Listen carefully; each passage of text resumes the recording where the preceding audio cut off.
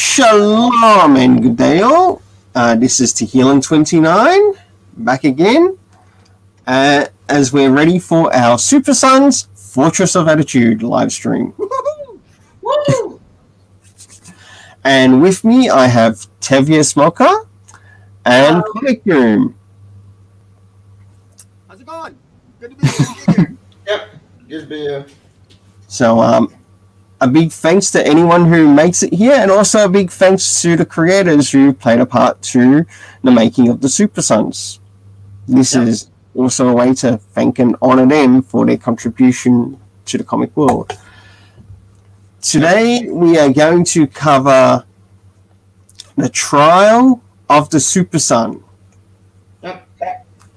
which covers issues Superman Rebirth 7 to 13.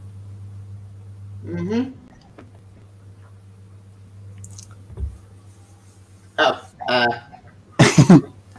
So any in the trade, right? Issue 13 is in the trade. Yes.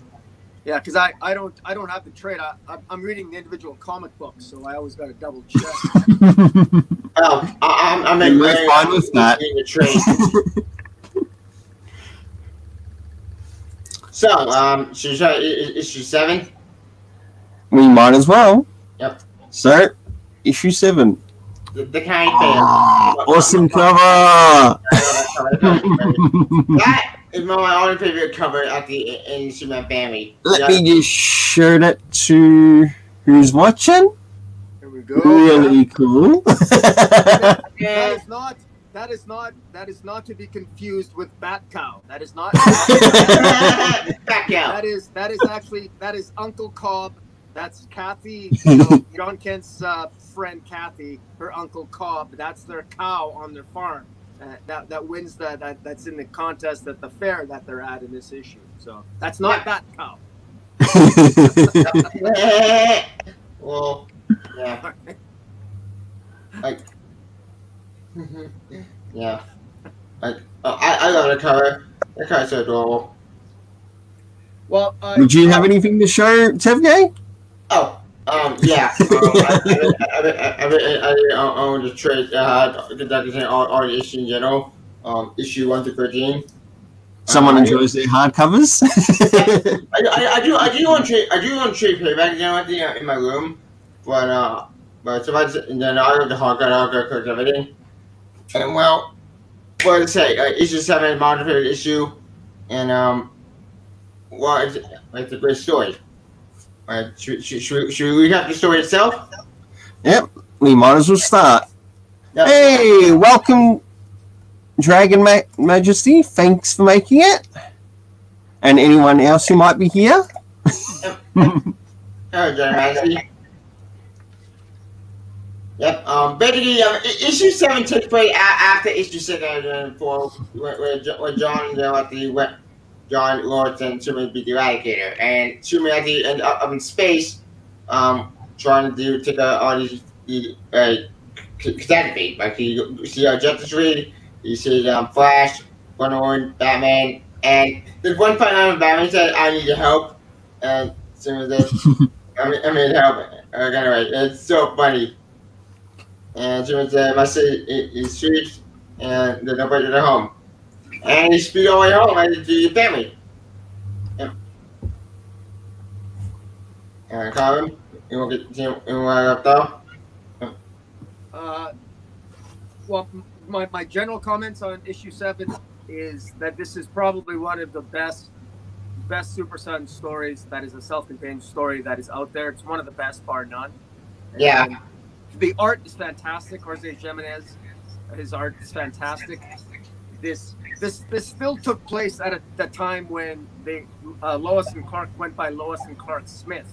This is before. Yeah. This is still during a period of time when the New 52 Superman was dead. So there's still the old, there's still the convergence couple, really, Lois and Clark Smith, and the whole issue is them essentially going to one of the last Hamilton town fairs, and it's absolutely it's wonderful, because what I love about this story is that we have a young John Kent. He's still learning his powers. They're still developing, and they're emotional. They're tied to his emotions. So every time John Kent has an emotional outburst, one of his new powers will manifest, and he's still just a kid.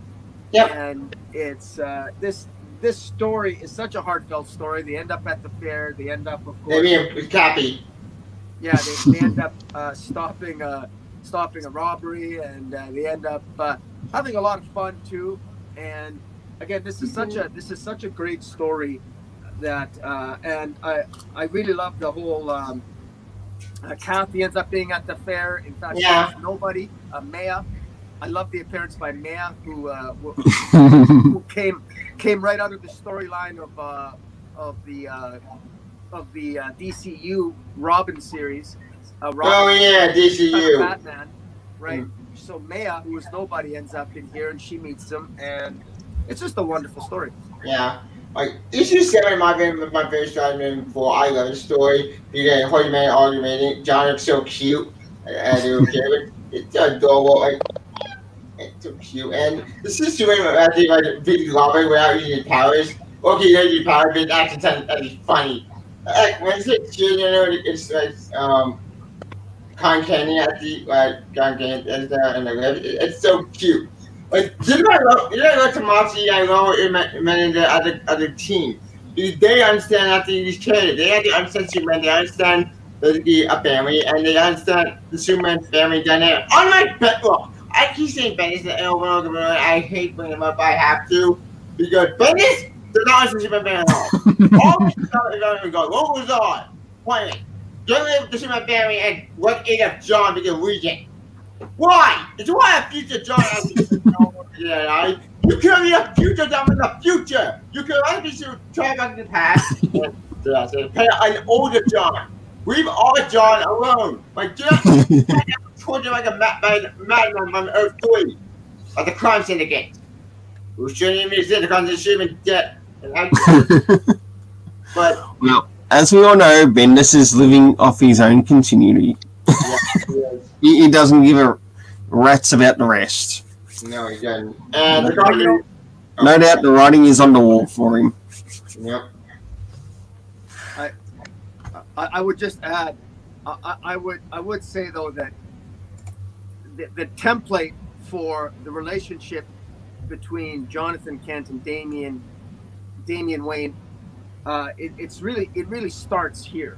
And now, having said that, Damian Wayne does not show up in issue 7. He doesn't show up at the fair, but the character of John Kent here, the young John Kent, his relationship with Kathy, and even her, Kathy at one point winks at him because she says nice glasses, and she knows that he's got a secret identity. That's adorable. She knows that there's something special about him, and she's keeping the secret. And so right away we got a good friendship going on. It's a good small town friendship. He's a good-natured kid. He loves the fair.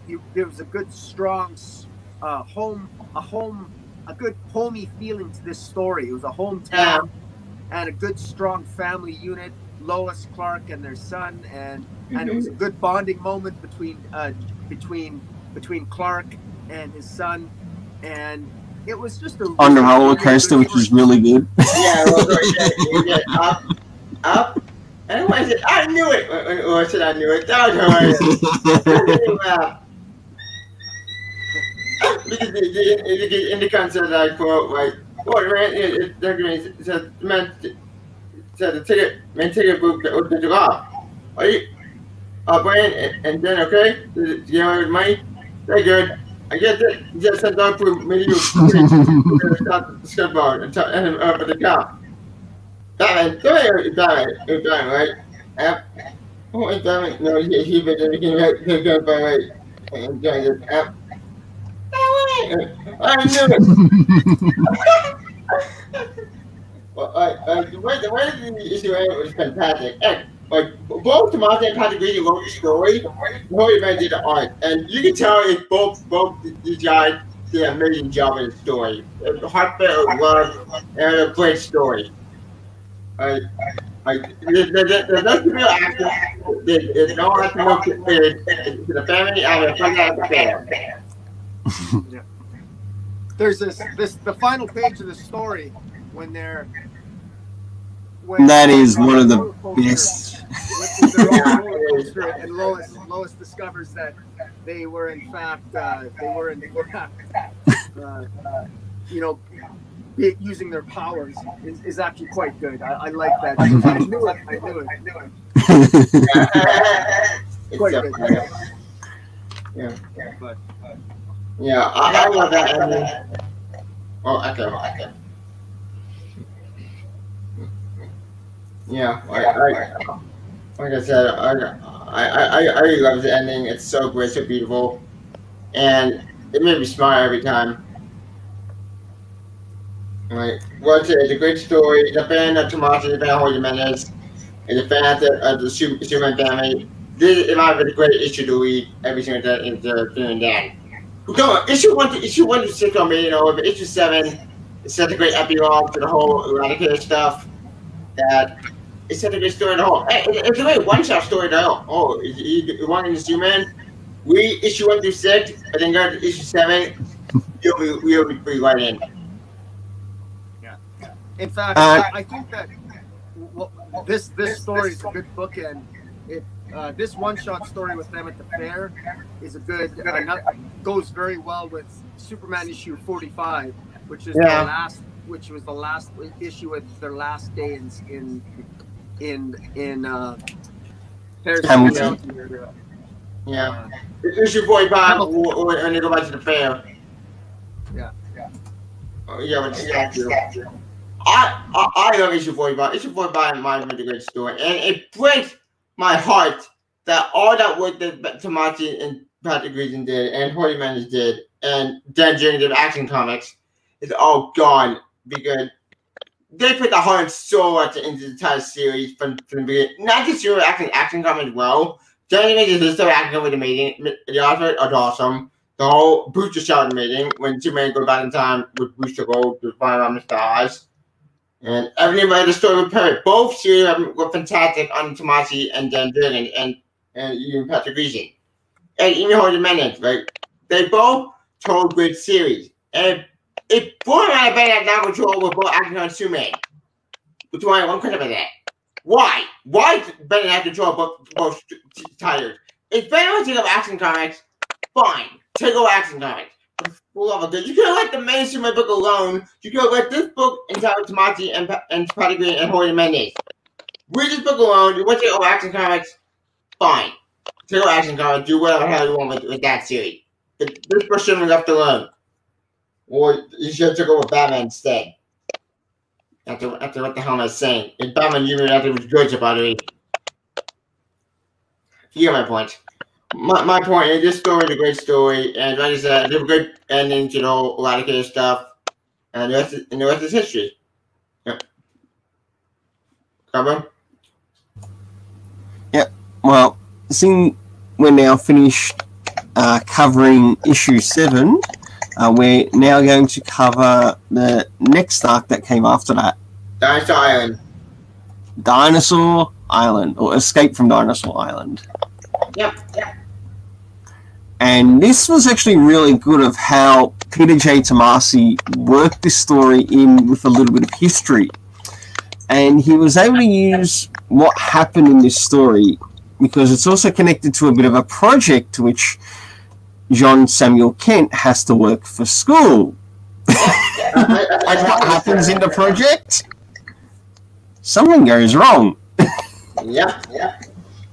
Well, and it also deals with it pays tribute to Darwin Cook's New Frontier because it deals with the losers because they're on Dinosaur Island. And if you've never read the New Frontier, I would encourage that you read it because the New Frontier is a fantastic, epic story told by Darwin Cook. And in that story, these group of World War II soldiers called the losers end up dying, giving their lives, fighting a massive menace on Dinosaur Island, and it's those people that are on Dinosaur Island that Superman and John Kent end up running into, in the form of Captain Storm, who's the sole survivor.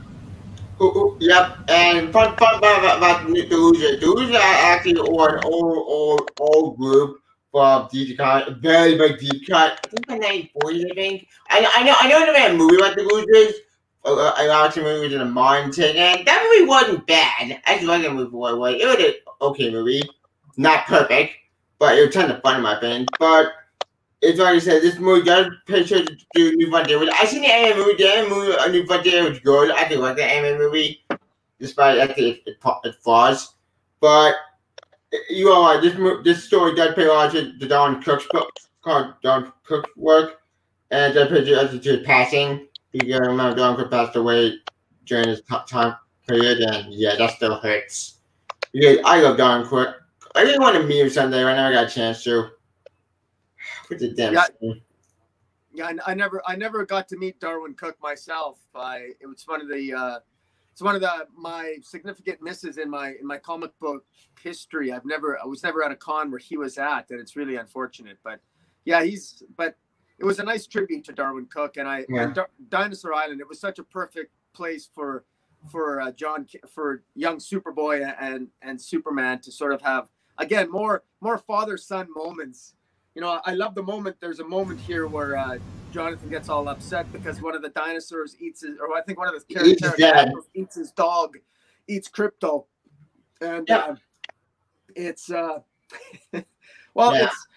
it's just really nice. And there's a moment there where Superman finds the bodies, finds an old tank, and he finds the remains and bodies, and he teaches his son respect for the dead, and it's very, you learn little, you know, you can really feel that Superman, he cares about the people who gave their lives and made the sacrifice. And if you're somebody who honors those who have fought for your country and the military, this is also an issue that's very respectful of the military, and Superman's very respectful, and they pay homage and respect to it as well.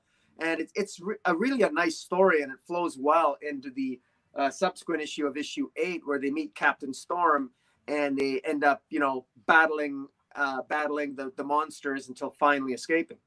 Yeah, and when you see John at the fight gets hit after in the story, it's actually kind of fun. And even when John still can fly. You can remember during the time period, John couldn't fly. He didn't want to fly yet, but he still can't hold down. That's pretty awesome. Like, you know, when you cook that, when the down with it, it's so cute. It's adorable. Like when Superman does find out these soldiers, you know, these bodies, it's actually pretty cool to see Superman actually respected that, even protected their son. Pretty awesome. Like, you see what eaten by fish? It's actually funny.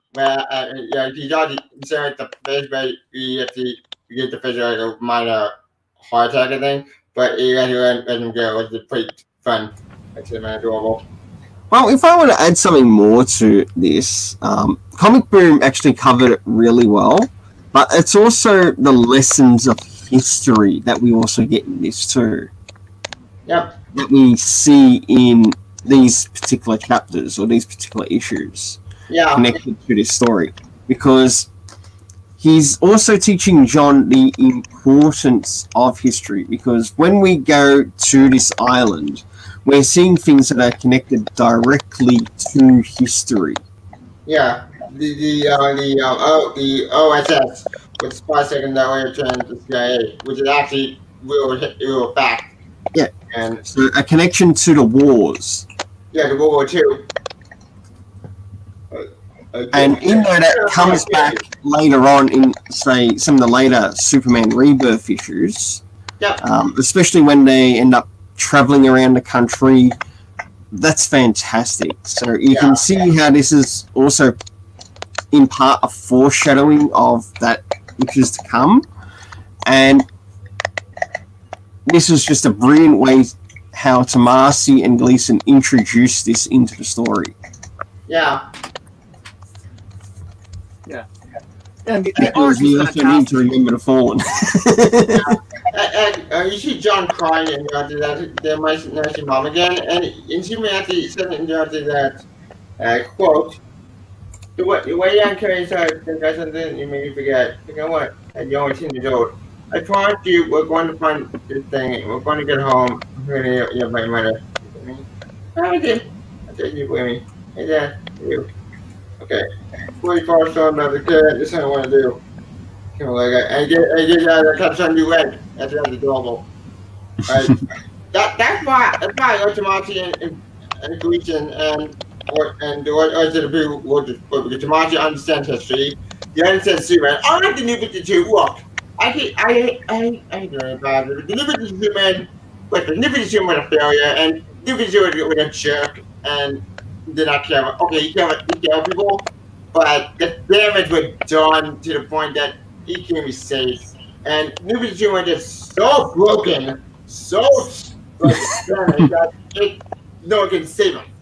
That it took the death to bring back Ultraman back to life. And I know that mean-spirited. I guess I'm like Superman. I'm sorry, people. I tried. I need my top 5 in my New 52 Superboy failed. I put my top 5 in there while still okay. It decided on me. It took me yeah. The top 5 in my New 52 Superboy failed. New 52 Superboy with a minefield of bullshit. And then they turn. Wait, what? They did? Hey, good to see you, Michael Brent. Glad you made it to the stream. Sean jabbed him and the character on some more to come up and cause it's like animated like manga.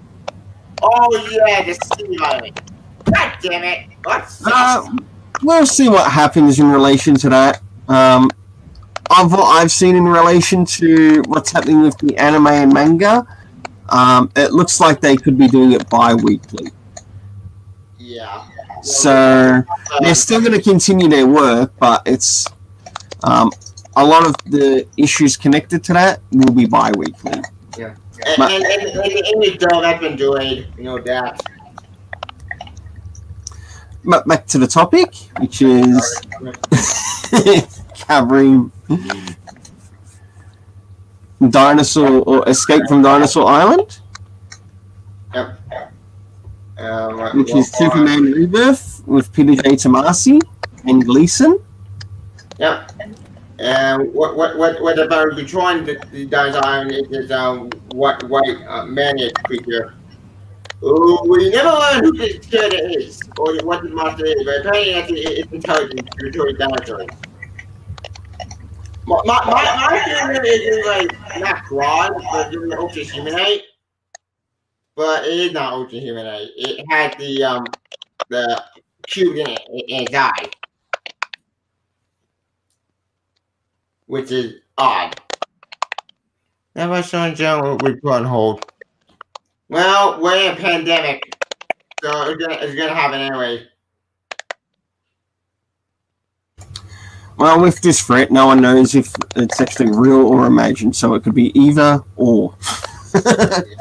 Even though they say it's one thing, it could also be another thing. But time will tell. It's the best judge. Yeah. Yep. Anyway, long story short, they find Hypercube and it activates obviously. But Captain Storm said we always stick together, and John and Crypto they come back home. And with the major squid monster with President holding Captain Stones at the leg and the cube thing. And that overall I hope that is a good side story and the fair story. Both stories are both great in my opinion. They're both excellent, they're both great and a ton of fun. Boom. Are we talking about issue 9 now? No, I think so, yeah, kind of. Well, actually, we're still on Dinosaur Island. Yeah, moving to issue 9, and how about, as well in covering this, any favourite panels that stood out? On issue 9? Just in this arc alone.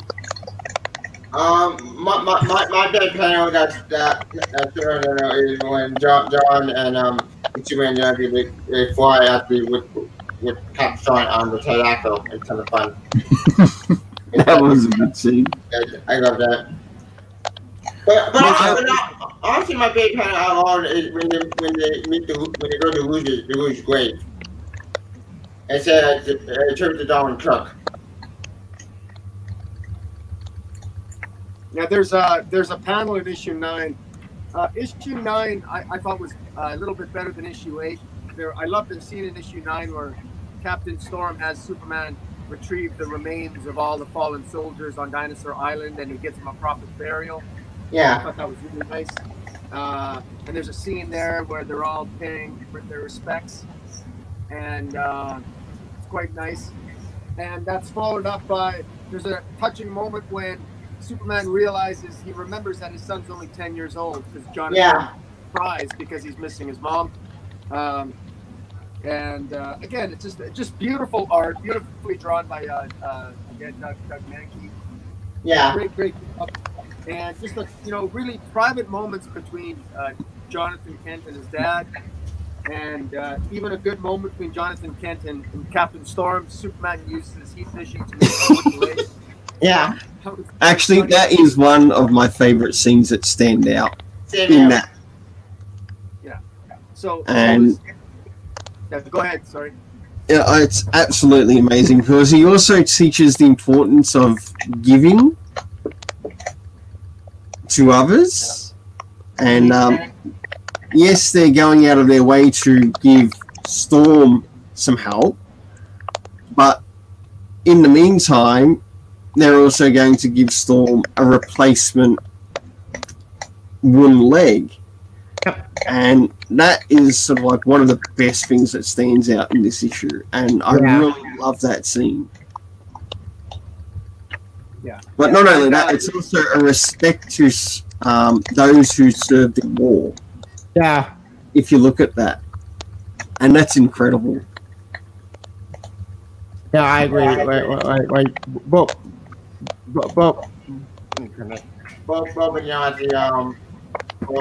Tomato and Grayson do respect as good soldiers who were the war. This story, I remind me of Tom Squire. If you've not seen him, we have no power. This has been promised. Different. It's complicated. Well, who's ready to move on to the next small arc? Oh yeah, that's the Frankenstein story. The Frankenstein story. Before we do that, there's one thing I should mention about the end of issue 9 that I was. We were left with a mystery because Captain Storm never returned. Yeah. And I don't know. Have you guys? I've not heard of another story with Captain Storm, so I think even to this day, Captain Storm is still missing, isn't he? Like, actually, that's not entirely true. He actually did get saved. Yes. Well, kind of. But basically, the end of the Superman annual. Yes, the Superman special. Yeah, that one. He did make a return in that one to him. Yep. Was that the end? Because he had a promise to keep, if I remember. Yep. And I think Tomasi was the one who actually covered it. Yeah. Tomasi and Bruce Regan covered it. Well, Jerry covered it as sponsor of the Super. Okay. Because I think I remember this. I'm going to see if it's in the Superman annual. I have to open it up because it was a bit of a loose end which they needed to fix up, and it was covered in the annual before Brian Michael Bendis came in. Yeah, before Bendis came in and messed everything up. If you want to pick up anything of Bendis where he's got real heart, real passion in his stories, I advise you pick up some Jinx World. Don't pick up any DC at the moment that he's writing. Right now. That could be fine, done justice, but even that is stress. Because that book so crushed the fuck. I don't but that place on the beard. What's going on? Why Simon's here? Why? Okay, Aqualad does it. I'm so confused.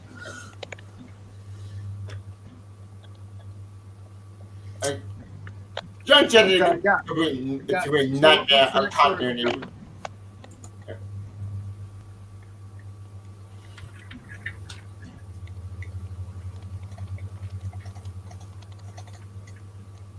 Anyways, Oh yes, Nicola.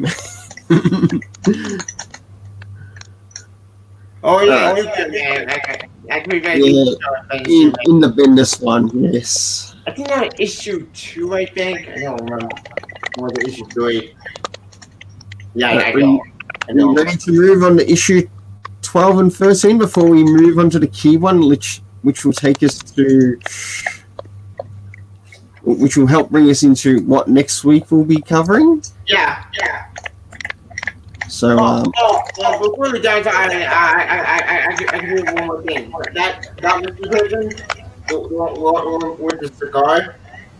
I know you guys spoiled for that mystery actually does lead into a huge story of Black Dawn, which hey, look who made it! Good to see you here, Dora. Thanks for making it to the stream.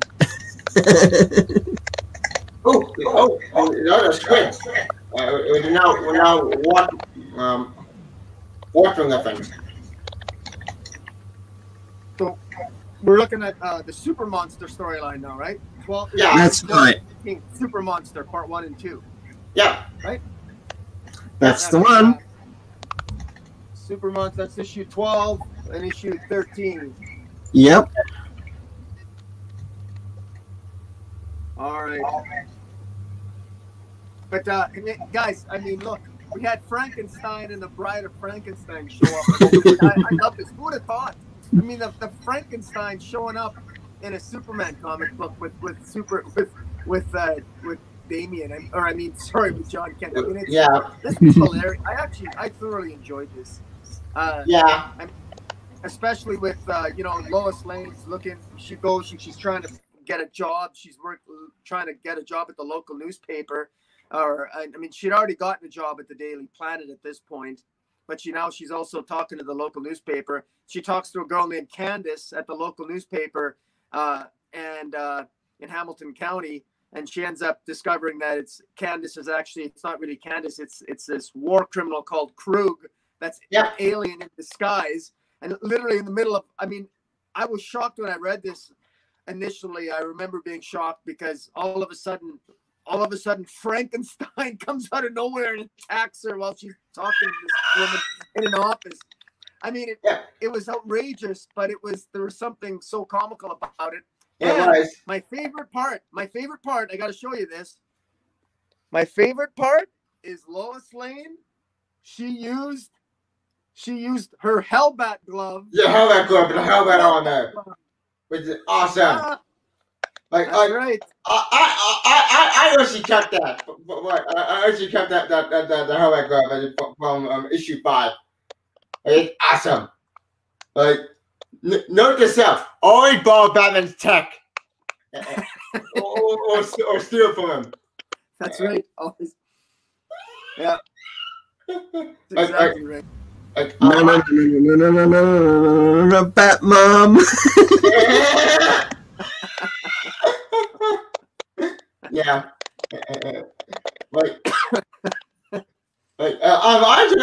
She kept that glove. Best weapon ever. Forget guns. Use her on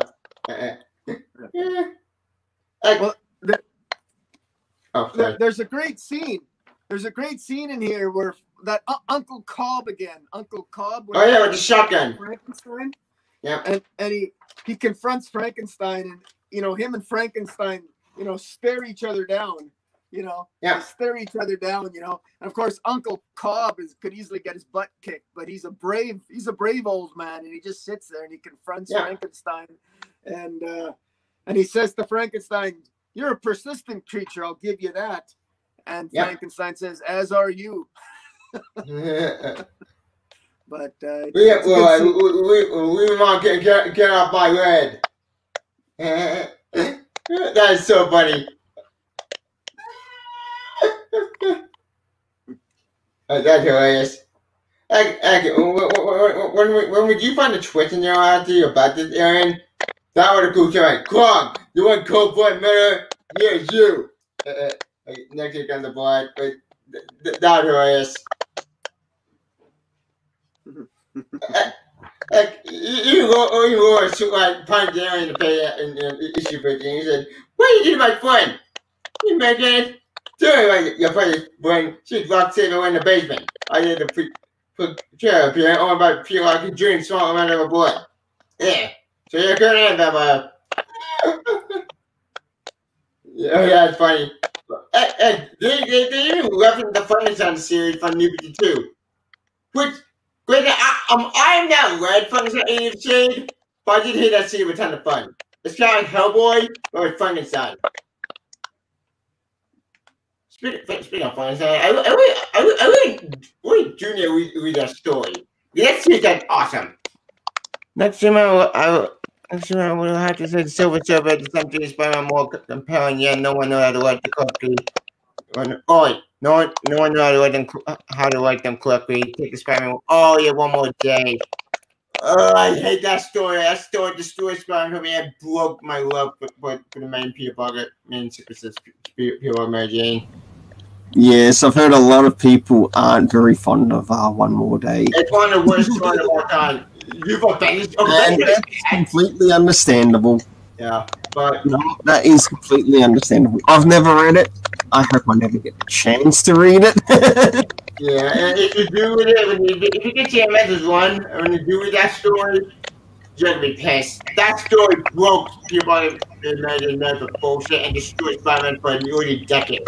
Let's not try to think the brand new day having with Gordon, with a single scratch, there was a one moment in time. With his son, it was. Say much man, dude. Oh yeah, much man did. People keep forgetting him, it's really piss me off. That got cast out from back and just really made me happy. And we're trying to take this thing that's not coming out that day. We got to read a man and read it too. And how Steve Orlando handles his character. It's slightly cringy. Yeah. Hang on. There was one scene in this where Lois Lane pops to Frankenstein's sort of the vehicle or space vehicle, whatever it is, and yep. she and it's that Candace is Krug, the war criminal, but I'm surprised that Krug never tried to escape while they were in that vehicle. I think he did try to escape when his car was blown. Let's see. Where the hell is it? Ah, found it. Can you see? The Justice League. Yeah, Justice League America in 2012. This was seen from New 52 real time when the March Man did anti-Justice League, which is by the US government. I guess what? This group fell apart in 5 seconds. Wait, 5 seconds was it? It was very far when New 52 was bad. And I keep saying this is I'll never deal with bullshit. Why do you have to quit this new team of we had to in time? Oh wait. This new and it's failure. Thank God Sasha brought back Multiman is a founding member, not Cyborg. Look, I like Cyborg. He says that Cyborg is a Teen Titan, not a Justice member. You want Cyborg and the Justice? Fine. But first Cyborg for the Teen Titans. How many votes in that birth? Then for the Justice League. You don't need to rush it. I stand instant positive. But anyway, back to the story. Well, another thing too about this story is that it's done in a antithesis. Yep. So a negative as to how a relationship can be. Yeah. Not so much done in a positive light, but shown how relationships can also be seen in the negative and done in the negative, and how Superman and Lois are also working on keeping their relationship as strong as possible. Yeah, because Frankenstein and White, they're not actually a happy couple.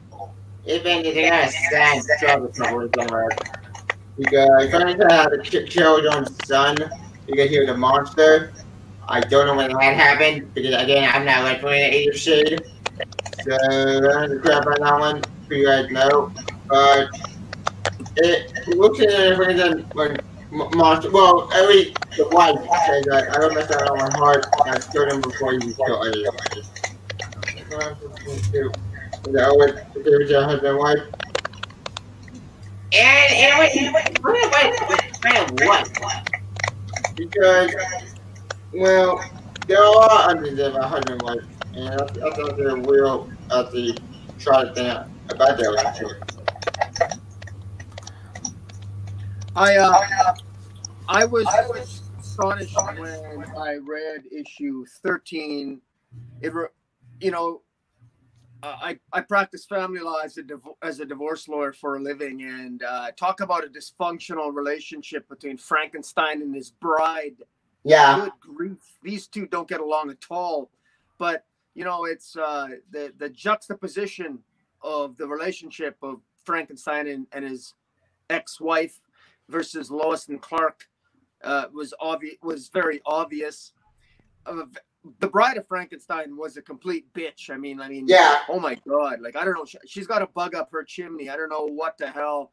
I don't know if that was ever explained or was that ever dealt with in a subsequent issue. I think that there was a quasi sequel to this issue there was a one shot. I'm not sure if it was a Valentine's Day one shot with DC Love or something like that. I think it was.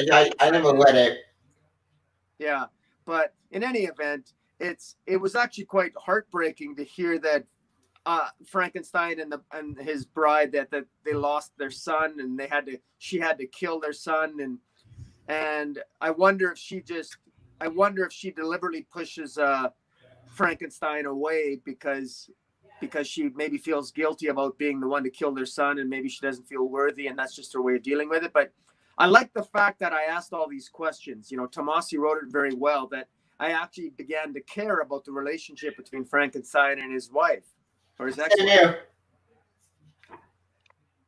Yeah, same here. Frankenstein and White are very complex characters, in my opinion. They're very cool characters. They're complex, they're unique, and in my opinion, their story is quite interesting. Now, granted, like I said, I never read Frankenstein Age of Shade. I know that series, so I don't know the chemistry that much. If we're going to comment about that story, but for I can tell you, their relationship, it's not a happy story. It was a very sad, tragic, and very depressing image. But I got big of Frankenstein, kind of like Hellboy from Hellboy series, obviously from Dark Horse. And anyway, both Frankenstein and Hellboy have a lot of things in common. They're both loners. They both hunt monsters. But damn it, they also want one another to have fun time. Frankenstein's wife kind of reminds me of another character in Hellboy. I forget the name of it. I said Hellboy.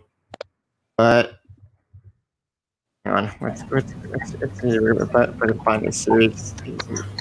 Well, one thing as well, as you can see in this storytelling, is that Peter J. Tomasi and Patrick Gleason know how to work on world building and character building. Yep. And you'll see that when we start to cover the next issues that are after these. Here we go. Ed Brewer is saying that I read some new 52 Shade. It wasn't bad, but a lot of haters for the new 52. And rightly so. There would have been those who disliked it, but there also would have been those who enjoyed parts of the New 52 that they did enjoy. Yeah. And that's understandable. I bet Trisha right now. Can you see? Alright. What you got to share here? Well, yes. Yep. But it's like, AJ Bonnie won't go to module even just from here. And for I can tell, this season wasn't even a ton of fun. It wasn't a good season kind of new season, by the way. Oh, by the way, that little girl was out in father time. Who's father time? Yeah. Oh, we care. That's so confusing that even I can explain them. Or she. It's complicated. but to what to say, this year's Mario actually was kind of fun. It won a good thing again, you get to 2004. Unfortunately, this book got canceled because Mario gave it a little sales. What is sad? You get for me, I tend to fun with this series.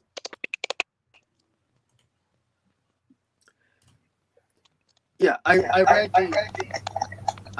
the Agents of Shade. I got every issue of New 52 Frankenstein and the Agents of Shade. Just a couple of comments about it.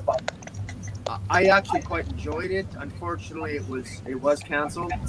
And also now with DC, with the event Leviathan, the organization known as Shade has been essentially dismantled. Along with every other intelligence agency on the planet. So, this is, thank you, Bendis, for destroying yet another thing that was actually reasonably good for the DC universe. Thank you very much. Show me. Thank you, Bendis, to destroy a good organization that they got monster hunting. Which I'm gonna read that one. But why did you carry that book? Don't put that to the front if you get to this book. But no, we can't next thing. We have to blow everything up. And now the only two ways they go: checkmate and Leviathan. Oh! Sorry, you didn't. No, I was just gonna say that.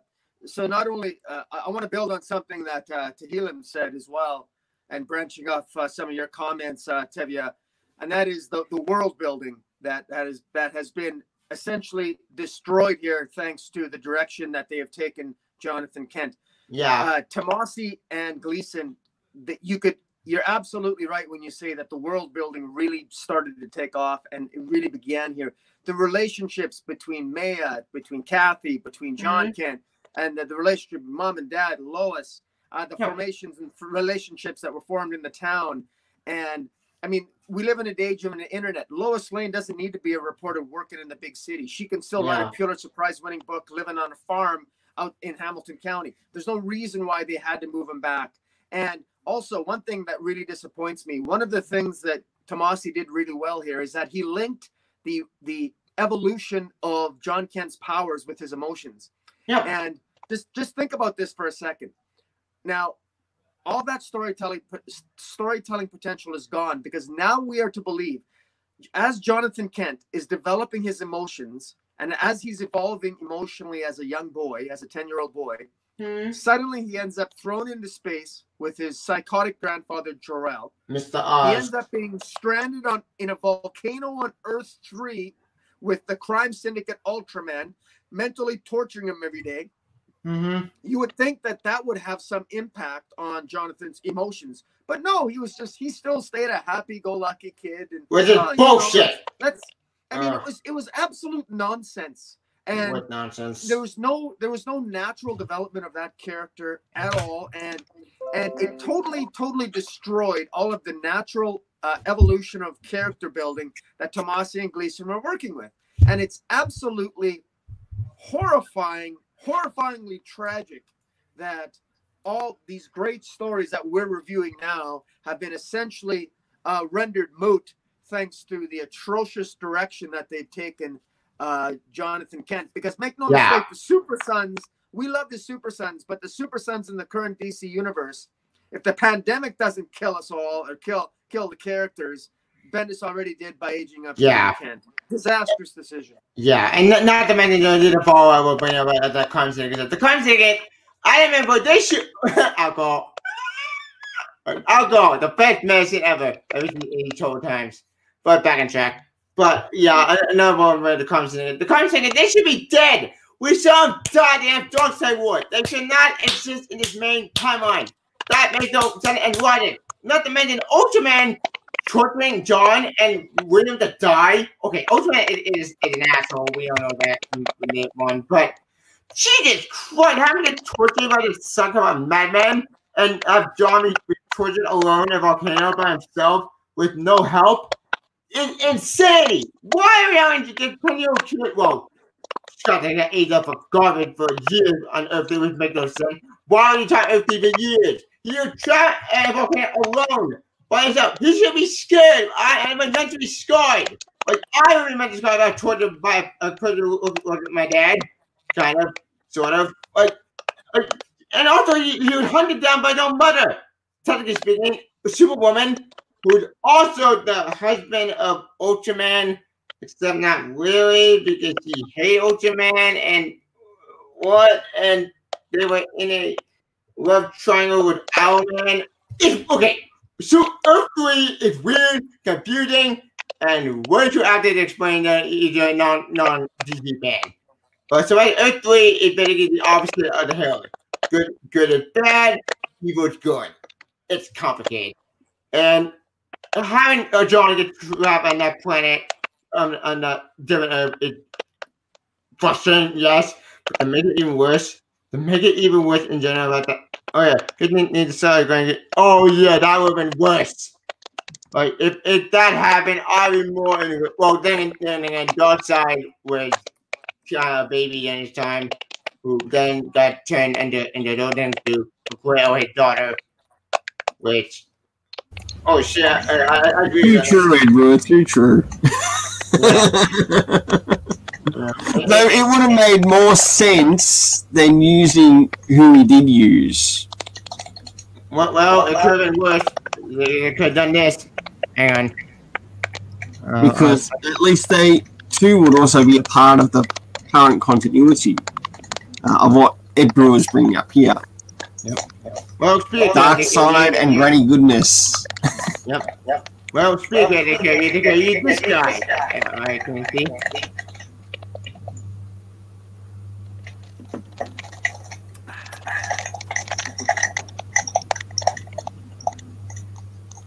Oh, on screen sharing. I can see. Oh. Who this guy is Harvest? Who is Harvest? Harvest is Super Kevin Scott with the Vanguard, and this guy kidnapped the son of Superman on the road to 2, and he turned Superboy. Well, now on Superboy didn't Superboy in the future. It's a long story. And long story short, this guy is the father of John Wayne Kent. Who's John Wayne Kent? A monster of bullshit. This kid is the son of Superman on the road to 2. He turned into the son of a murderer. And it made no sense. It was so confusing that they had to lift on the side resistant, and it would have fucked up up. You just had to explain the story. It's so confusing. I can't explain it. Like, well, how about we start to make a move to the key important issues? Yeah. Especially for this stream. Because they are going to be issues 10 and 11, which brings us the trial, or which does bring us to the trial of the Super Son.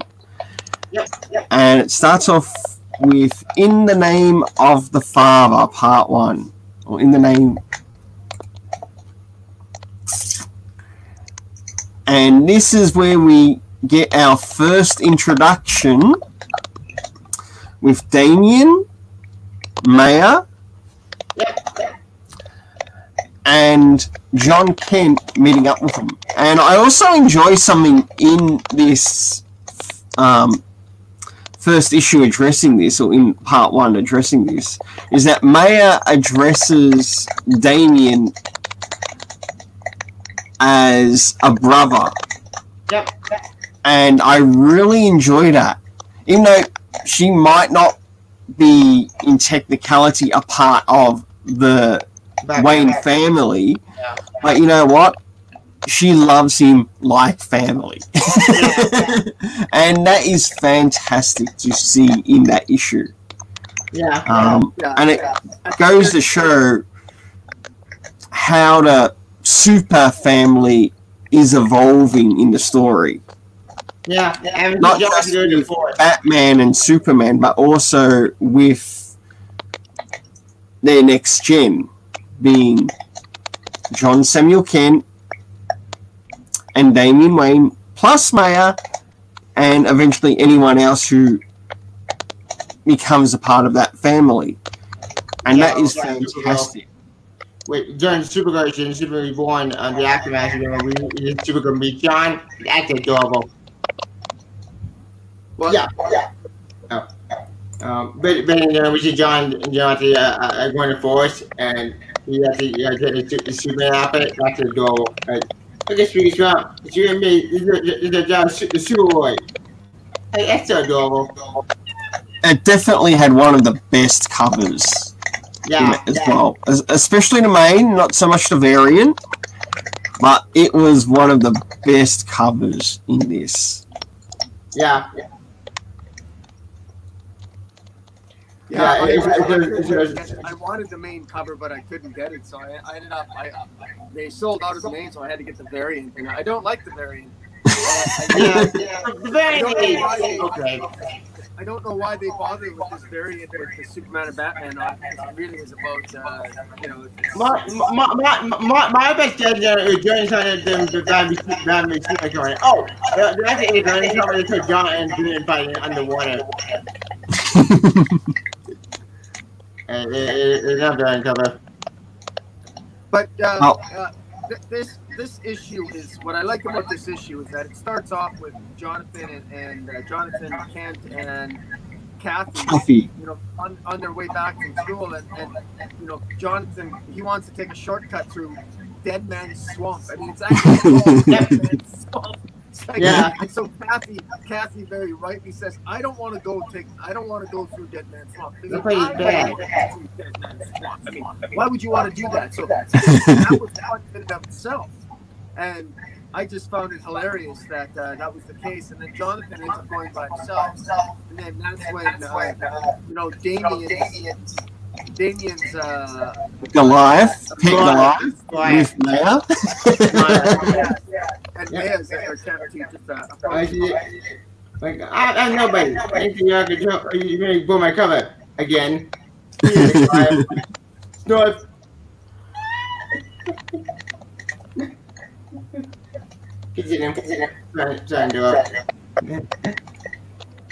There were some real nice panels in it as well too. Throughout this.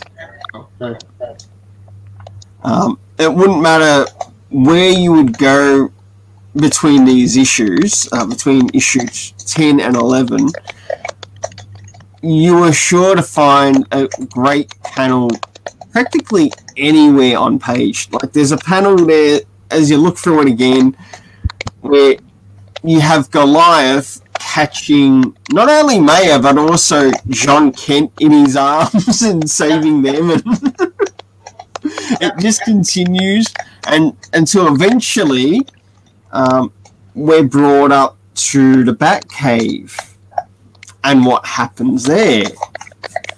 And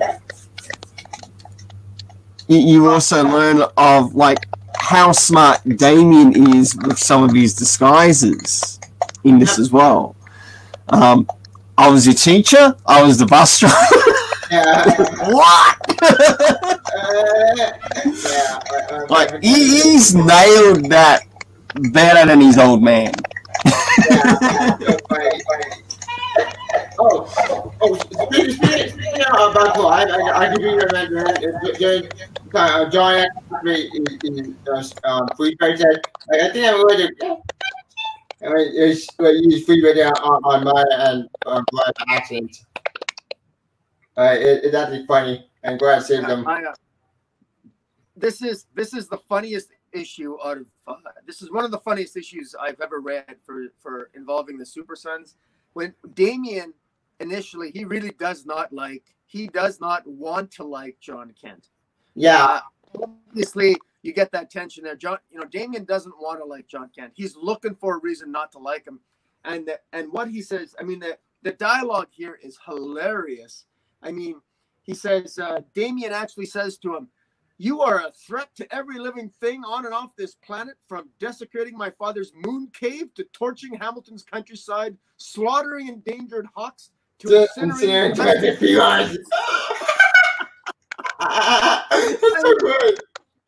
And then when John Kent tries to speak, Damien says, "Silence, heathen! The Justice League may have embraced you, but I will not. Haven't earned it." Oh, my God. It's so funny. Oh, man. Robin. This is great because, and then later on, Damien refers to Jonathan as an alien spawn. Yeah. When Batman shows up, he tells Batman, his dad, he says, I was just assessing, whether the alien spawn's threat, what was the alien spawn's threat when he's absent from his father's restraint. And Batman said, "Why?" Unbelievable. Oh my God. And it's no wonder that Superman panicked and of course crashed into the cave looking for his son, because, Damien,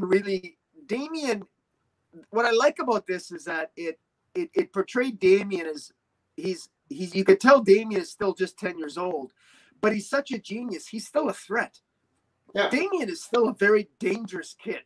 Yeah. And you get a sense of how dangerous he is here, because even Superman realizes that and is quite upset with Batman initially. And Batman and Superman even argue a bit. Batman tells Superman to control his kid, and Superman tells Batman to sort of keep her little psycho under control too. So it was I really loved the dialogue here. Was great. This had action, adventure, this had humor, this had comedy, this had emotion, this showed the power sets. He uses his cold breath for the first time.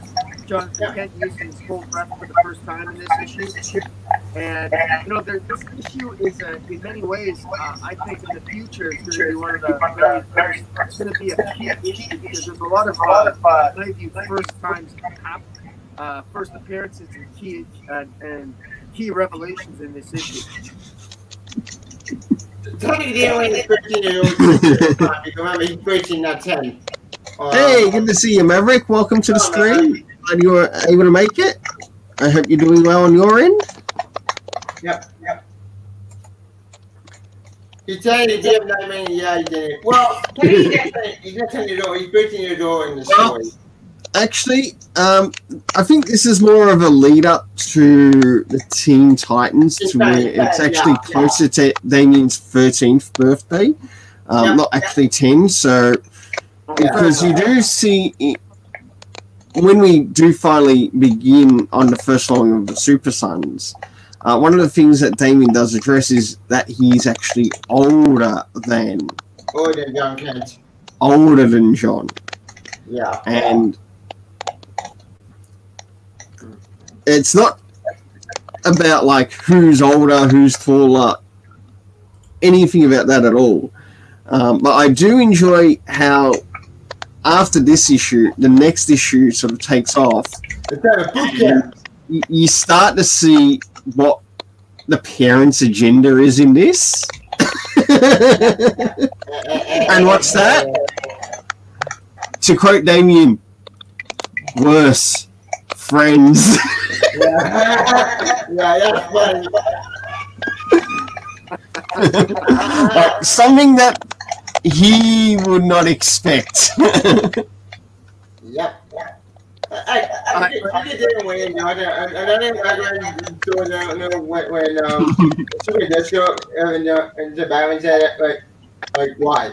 But human is finding even met before he's sick and victory out of her to the world. Imagine what if you wait. What are you talking about?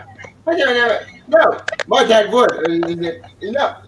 We're stupid now, boy. What you got my son? I'm just going to go stand down and you're going to get the guitars and see what you get at the normal. But then I'm fighting, but David went to know what you bought. He said, like, and I quote, I was looking at David in that. So what's that in common? Yeah, but then it shouldn't. We must answer. Okay, when am I up on tonight? Yeah, take care of them. Then what? Go smart story that I mentioned. Keep working. And he said, "What done here?" And the future stands up and saying more fan pets. And so we have to punch in the cut and tell it. And they were caught by each other. It's adorable. Okay. And he said, "Uh-oh, there's a boot camp." And a boot camp. That's hilarious. You need to make more. Yeah, I did hear about that. And I'm hoping that this happens. Disney Plus is rocking content. I keep saying that. I keep saying, well, Disney Plus, it's good stuff, but the moment they have no content with them, new content. Oh wait, they have a new kind of Marvel anime show, Marvel Avengers anime, and it's weird. I tried watching anime and I have no idea what's anime. I'm confused. Well, let's stick back to focus on the issues. Yeah. 10 and 11. Yeah. And like some of the things that you see in issue 10, especially, is that they slowly start to see that especially John starts to see that there are some things that he does actually have in common with Damien. Yeah. And that's really good too. But also in this issue, which you see a bit of a lead up to, which will come into the Super Sons itself, is the different ideologies between Batman and Superman. Right? Yeah. I think it stands out more in these two issues alone than the Super Sons series itself. Like, this is the great pinpoint to where we will see these ideologies between Damian Wayne and John Samuel Kent, Superboy and Robin, and how it will also play a bit of foreshadowing in the Super Sons run. Yep, it's actually a great prequel to Super Sons. Like, both is a great prequel to Super Sons as a whole. Yeah. And I think that's really well delivered by Tomasi and Gleason. Absolutely amazing. Now, when we finally move into issue 11, the trials that await them. Oh, the trials. It's kind of fun. It's the parental boot camp. Yes. After Super Long destroyed the genetic drive issue 10, I think. When they destroyed genetic drive by accident. Is it? It's a boot camp. The chart we got a ton of it falling down. That's who it is. Again, another incredible cover for issue 11. Yep. Especially the main. Yep. I like this main cover. Variant, just as good because it indicates what the situation is like within the comic.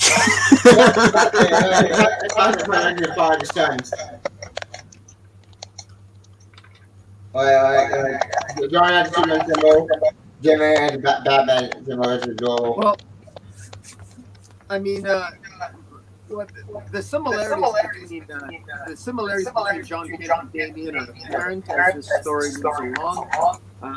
You know, they both have their own cow, like the bat. Yeah. You know, the only difference is that obviously the cow was different on the Lois and Clark's farm, and also Alfred the cat. The cat's name is Alfred in the Batcave, but on the farm on their farm, Jonathan Kent actually melted the cat with his heat vision because it was That was cool. So, there's also I love the fact where there was a scene in issue 10 where nobody tries to get lunch. She's gonna go get lunch, and then John Kent says to her, "You better get some worms because this Robin has some growing to do." He insults the height of Damien, and Damien has never let him forget that, because Damien has an inferiority complex about his height. He's very self-conscious about the fact that John Kent is taller than he is. Yes. He's actually smaller in stature. And that's something that really grates at him, and that sets the tone going into issue 11, where they have to become friends. Because going into issue 11, Damien does not like John. He doesn't. Oh no! He doesn't want anything to do with him. He doesn't even want to work with him. He's I can't fly. Good one. No, that's you guys running behind and fall. You won't fall long. I didn't have any weight. No, you don't. Well, you got to remember too that at the end of issue 10, John Kent punches Damien in the stomach because that made me laugh. That was so worth it. Wouldn't want you to make. Why wouldn't we wouldn't want you to make mommy cry again, would we? Punch John. I mean.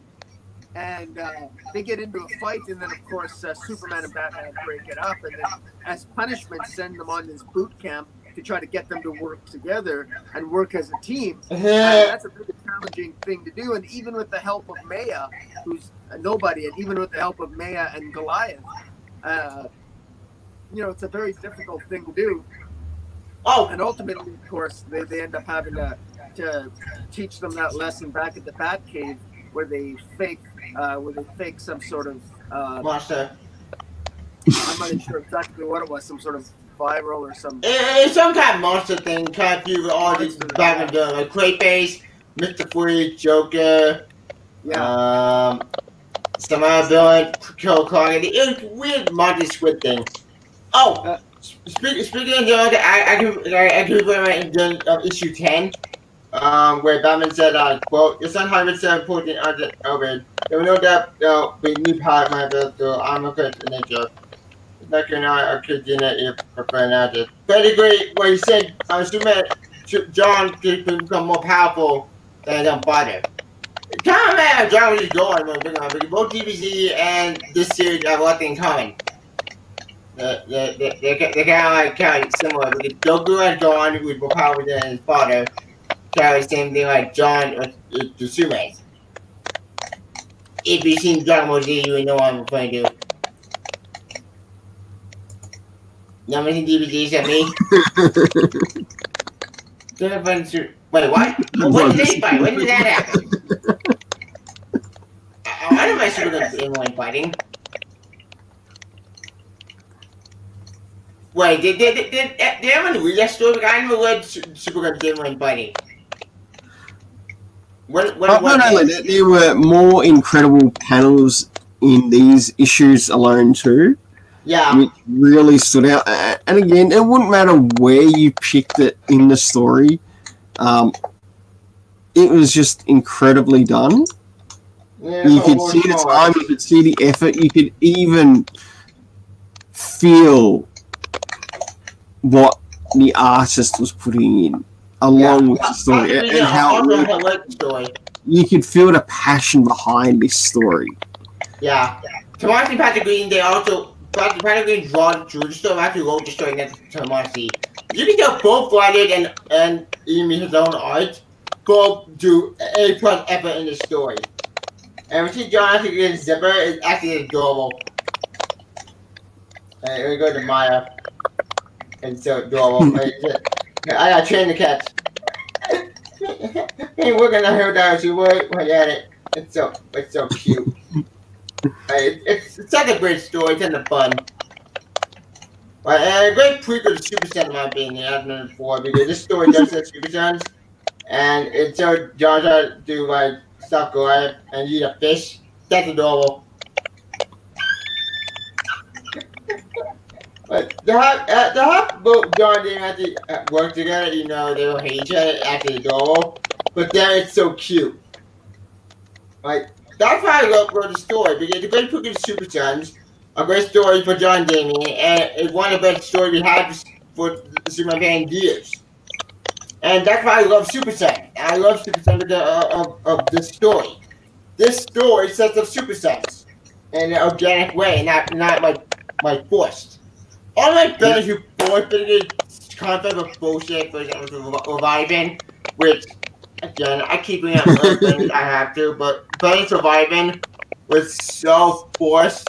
You're like, I don't give a damn about it. I mean, so forced. Like, who's reviving? You're reviving. I'm right. And then you're different. I'm reviving.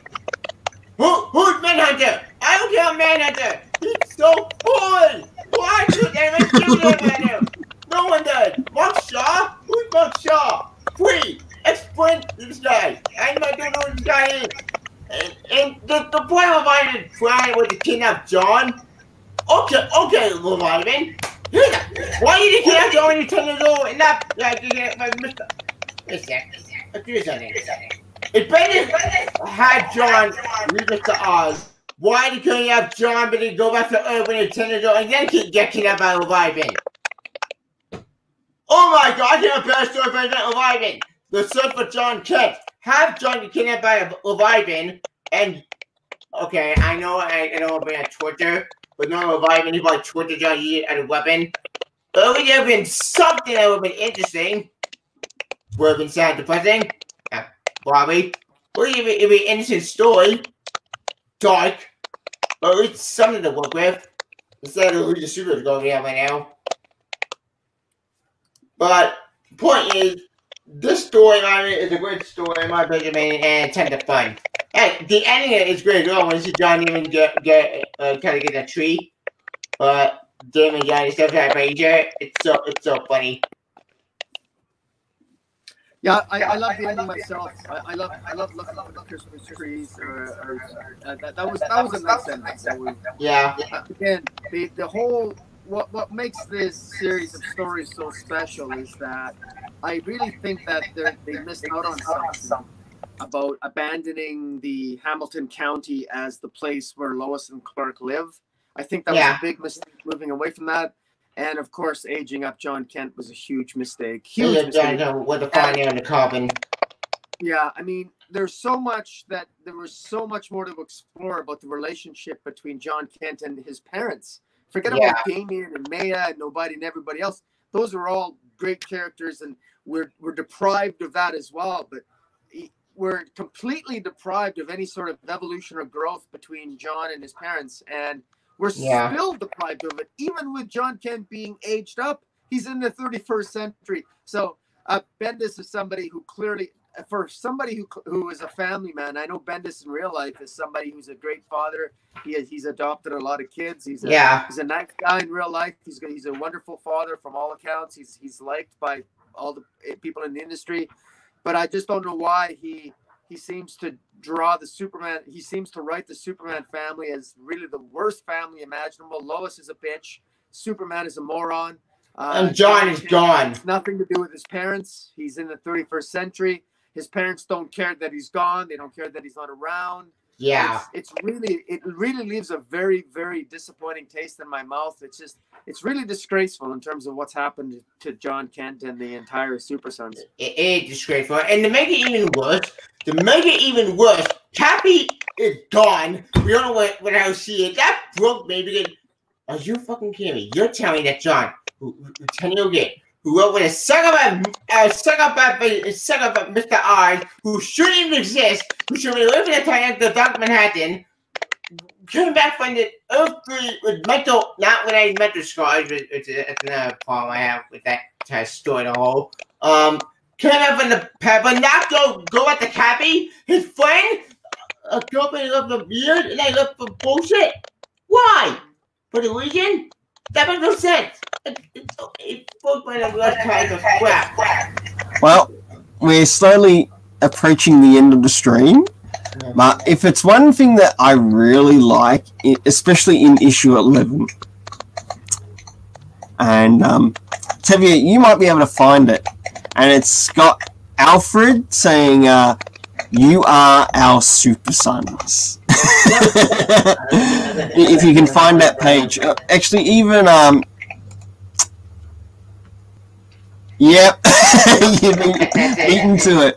That is one incredible page. Yeah, it stands out in volumes. And yes, out of it, we did get a number of volumes of the Super Sons. Yep.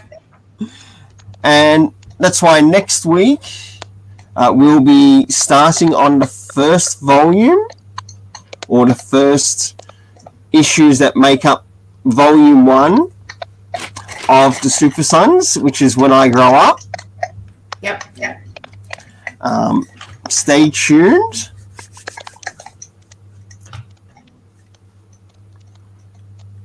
Huh? Oh. We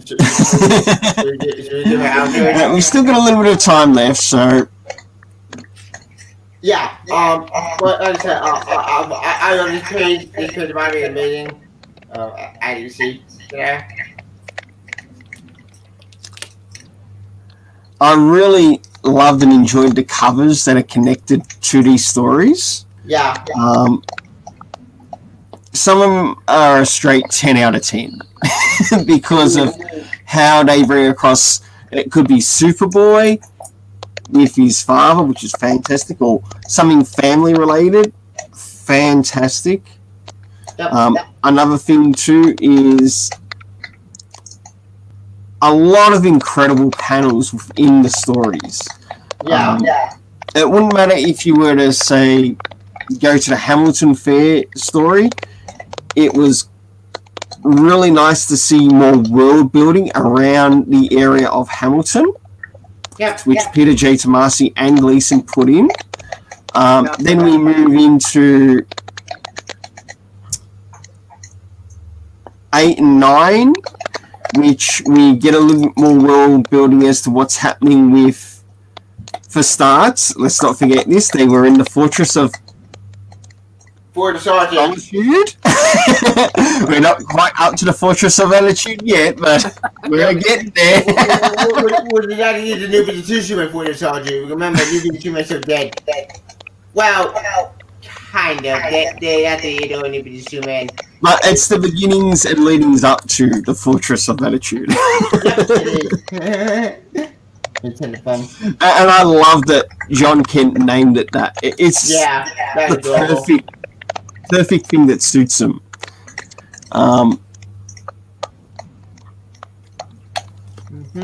Indeed. Also, action detectives.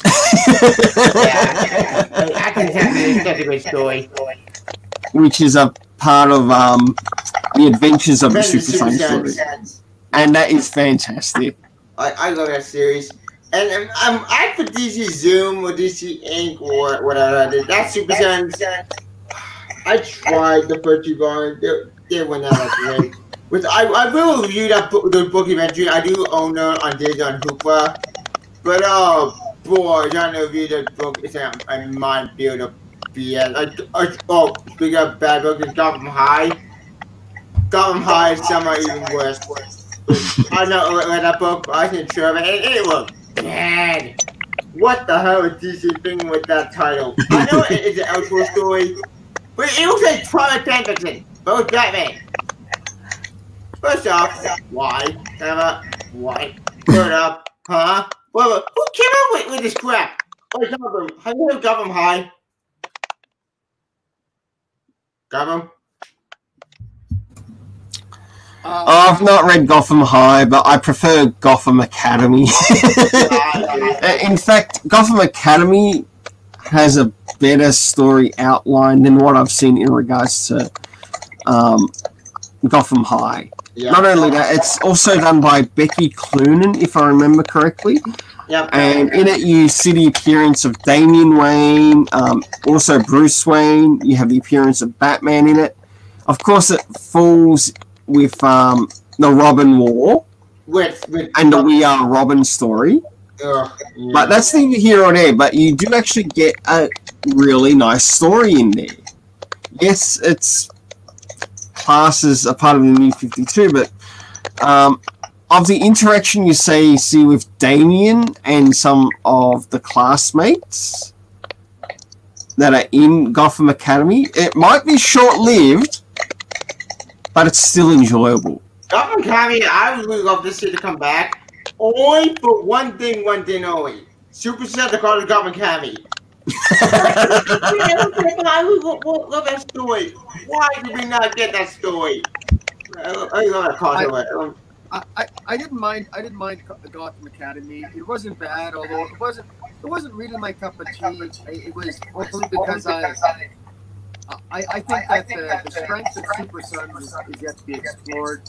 I think that what attracted me to Super Sons and what I liked about it was the friendship between Damian and John Kent, and the fact that both of them have a lot of growing up to do because they're young and they're learning the hard way, they're learning the ropes, and we've been deprived of that. And it was something that was missing in the DC universe. And guess what? We don't have that in the DC universe anymore. Young Justice is appallingly bad. It's a story about a bunch of 17 and 18-year-olds, 16 and 17-year-olds. It's got no character development at all. Bendis is just puking things on the page. He's got no idea who the characters are, where he's going, what he's doing. The stories, there's way too many story all over the place. There's too many characters, and they're not well developed, and they're just thoroughly uninteresting. Yeah. And they don't need. I mean, John Kent, he needs to be a character that's developed when he's still young. He needs to be organically developed, not thrown into the 31st century. Yeah, not aimed up a crap. He needs to be able to develop organically, and he can't do that. He can't do that where he is right now in the 31st century, and it's just not working. When they made it even worse, and they took away one of the best moment in Super Time, but when they went to school, they took all that stuff in when John didn't go to school. One of the best issue in Super Sam, all the favorite issue two variations is that when they go to school, that was a joy. That was awesome. That was a great story, right? That John didn't go to the same school. That was tons of fun. That was hard, and so that really someone focused for the future. But no, we're not gonna get that. Instead, we have John to play for something with a bad idea from day one. Now you're good. That's gonna get this book. It's a mess. It's a what the fuck. I mean, you have Sideways. What's Sideways? Sideways is forgetting. He's flipping hell. I mean, just said. What about the crewmaster? Also finished it. Crewmaster died. That eternal. Did Ben have that book? I guess it's not a rebound eternal, but what? And then Robin. You took James Tenney and Hollywood the victim J and I made him Drake? Why? I didn't put it Amethyst. Amethyst. I don't hate that character. I just the cool data department. It's just her story. I don't give it up with Amethyst. She was cool in New 52, but maybe because story I think was good, but then it kind of getting dark. And then that book went to shit. But then she came and featured then, was bad. Then she came back now and Bendis stuff with 100% because wait. Is it all if someone was rebooted? If someone was rebooted in the why can't it get Jimbo? That makes no sense. I'm confused. I'm back. The economy is a mess. Oh, trying to pick up all these books is not another. One is I heard was good. Night the Hero, also good. But that's only one of the comic books out of one bad one. Which is also bad because you and the Night of the Hero is a great series. One of the twins. I didn't in that book. I tried. I heard that. I just couldn't do it. It's not looking to me. But then trying to connect those books into Young Justice is also a mess because you have to make them with their continuity. Oh, my brain trying to get the continuity is a nightmare. Like, this is why I'm Tomasi. Tomasi understood continuity. He get continuity and made sense. Bendis, not so much. He just pulled everything out the window. And now we lost Super Sun, we lost Superman fans for crap. Yes, it is sad that we've lost them, but you know, it's a great thing that we can always come back to these back issues that you're seeing too. And at least we can come back, reflect on how good their stories are. Hey, it might also encourage someone to go out and purchase them. And if they do that, fantastic. They get to enjoy the same stories that we do. Maybe this is so great. It'll open the door for DC to do. We have to about hiring Bendis. I don't know what bring back to Marty and Benjamin to restaurant open and start having existence. We just drop a we someone to let time Bendis or John back. Albertina, John Kent, he can go away for all I care. Please make us crazy evidence, Flashpoint, All Star Superman, that's out of continuity. But anyway, that's in continuity, a good story. Kingdom Come is good.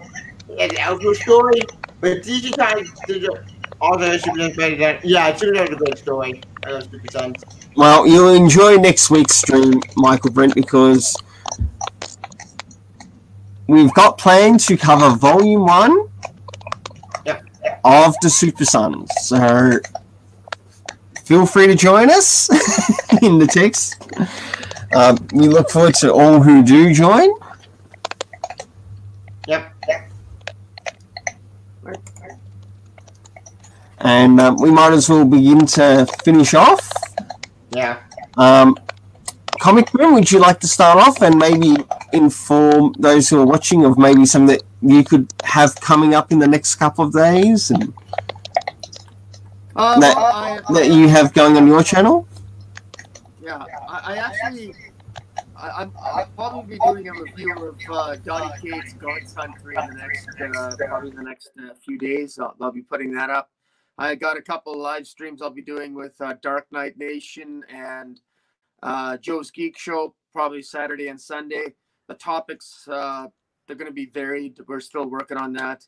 What do you do when you're in a pandemic and it's Easter holidays and you can't really visit family, but so you stay cooped up and you enjoy your YouTube friends, just like we're doing. So, anyways, that's what I got going, and I just want to thank you, Tillium. Thank Tevye again for having me on your, inviting me to be on this Fortress of Attitude. And, I don't think I've got, I think between Tevye and I and you, Tillium, I think we have enough attitude for a lot of people. Yep. And Tevye, would you like to share what's happening on your channel at the moment or what you're preparing to do in the next couple of days? Yeah, this Saturday I'm doing my own live stream on the comic industry. I know I'm the state of comic industry right now thanks to the pandemic, and if it will survive. Because, thanks to this COVID, a lot of stuff happening. Diamond goes down to get up BS reasons, and that is my doing. So, because I keep thinking that Diamond having a monopoly of the commentary was always a bad idea from day one. And guess what? When they go down, the commentary is not clapping it. So, and that could be an interesting topic to talk about the live stream. I'm also doing a playthrough of episode 5 on my channel.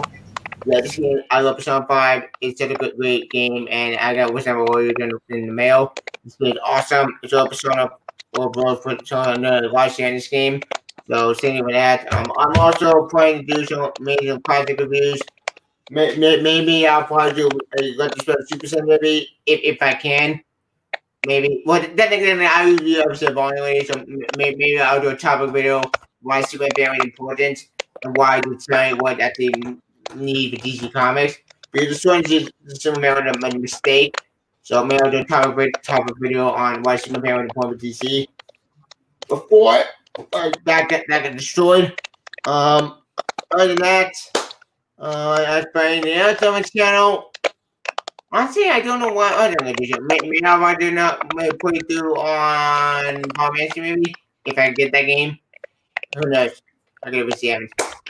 But anytime I on the channel, we're at the memory lane.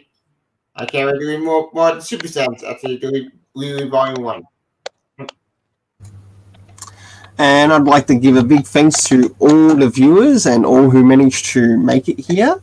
Again, a secondary big thanks to the creators who played a part to the creation of the stories that we read through on the channel, being Tomasi, Gleason. I'm glad we've got creators like you out there, or else we wouldn't be able to read and enjoy the content and also share it with others. And that's fantastic. Don't forget, if you're able to help your local comic store in this time, do so. I know from my own local comic store that I've had to arrange to get some things posted out to me. So I know I'll be expecting some trades to turn up next week sometime, so that'll be good.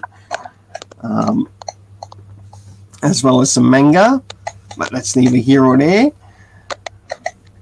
Really looking forward to the next stream because finally we make a start on the Super Sons. Yay! And we'll probably set it up for around the same time. Same bat channel.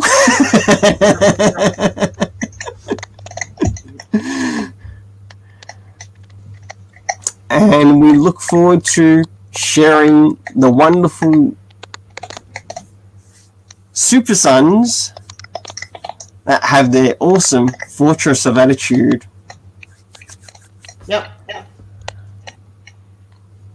Until then, take care, stay safe, and we'll see you next time. Yeah. See ya. Bye.